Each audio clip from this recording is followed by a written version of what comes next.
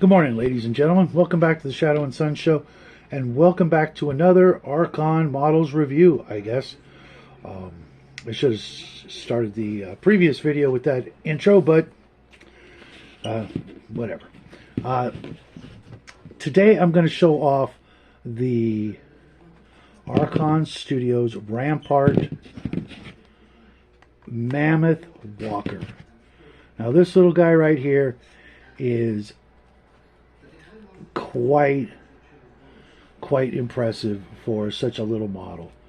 It has a lot of little extras that I think really show off the love and attention that Archon Studios puts forth in all of their products. Now, it has two different weapons, and as you can see here, we've got some sort of autocannon looking thing. But I could have mounted this Vulcan rotary cannon type of gun, which the little guy actually inspired me to magnetize on the second model that we'll be working on.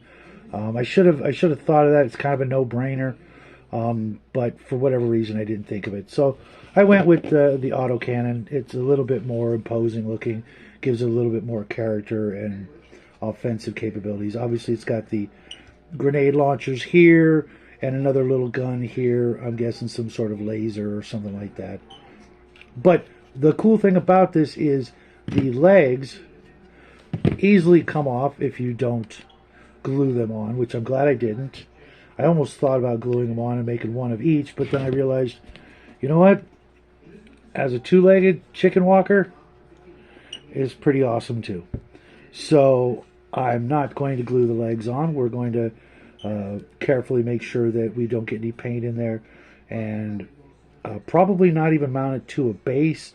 Otherwise, we're kind of stuck with one position. But there you go, chicken walker. We're actually calling this the Raptor because the other one's the Mammoth, so we're going to go with a prehistoric theme. I actually like the four-legged better for whatever reason. Just gives it a little bit more, toughness and, more stability, I think. But all in all, it's a great little model. The little guy and I will be painting one of these and the Wolverine tank tomorrow night instead of our usual paint video, just because we can't wait to get some paint on these. I don't know if we're going to spray camouflage them or not. He's going with a winter camouflage theme, so I think I'm going to do the same thing with one of these walkers, just to keep them, looking like they're in the same either, theater of battle or at least the same army for the beginning. I've got 5 more of the Wolverine tanks, and unfortunately I was only able to get 2 of the walkers. I'm definitely going to grab a couple more of these walkers in the next Rampart campaign, which I'm not sure when that's going to start. I know the new Dungeons & Lasers 4 is going to be starting in just a couple of months probably. So for that, I think will be the prelude to the next Rampart, which of course we will back both of them at our usual crazy levels that we always do, just to have some extra stuff to give away when we hit that big 1,000 subs landmark. But seriously, folks, this is a great little mech. I have some other mech models from Grendel and other companies like that back in the old days of Vor and things like that. But I'm really digging this one. The camo scheme that is on the box is pretty cool, but I want to go with more alien themes. Definitely going to go with the polar theme for the camouflage on at least 2 of the models. Then maybe work our way up.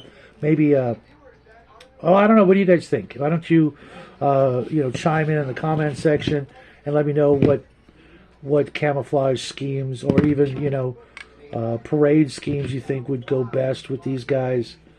I'm really not sure.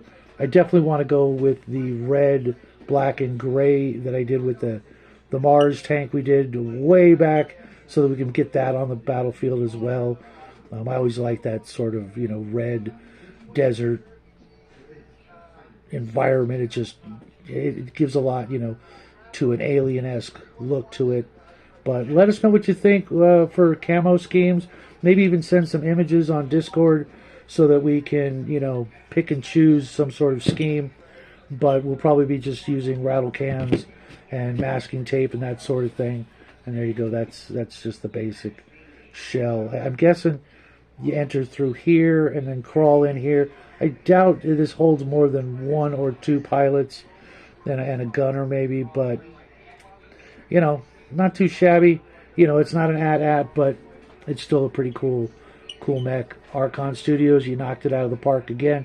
Thanks for providing us with this glorious little monster. And until next time, you guys have a great weekend. I'm gonna go play some Pathfinder over at Bruce's game. Hopefully you'll come and stop by and say hi to us. Until then, happy trails.